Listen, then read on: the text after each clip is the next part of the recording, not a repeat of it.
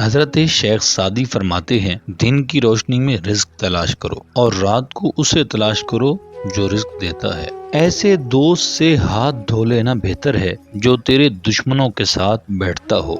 اچھی عادت کی مالکہ عورت اگر فقیر کے گھر میں بھی ہو تو اسے بھی بادشاہ بنا دیتی ہے۔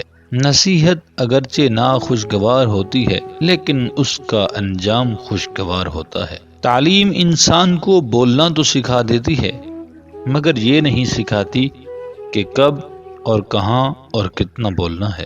آدمی وہ ہے جس کی ذات سے دوسروں کو فائدہ پہنچے، ورنہ پتھر ہے۔ مطالعہ غم اور اداسی کا بہترین علاج ہے۔ میں پوری زندگی دو بندوں کو تلاش کرنے پر بھی تلاش نہ کر سکا، ایک وہ جس نے اللہ کے نام پر دیا ہو اور غریب ہو گیا ہو، دوسرا وہ جس نے ظلم کیا ہو اور اللہ کی پکڑ سے بچ گیا ہو۔ برائے مہربانی ہمارے چینل کو سبسکرائب کر دیجئے اور لائک کرنا اور کمنٹس کرنا نہ بھولیے گا۔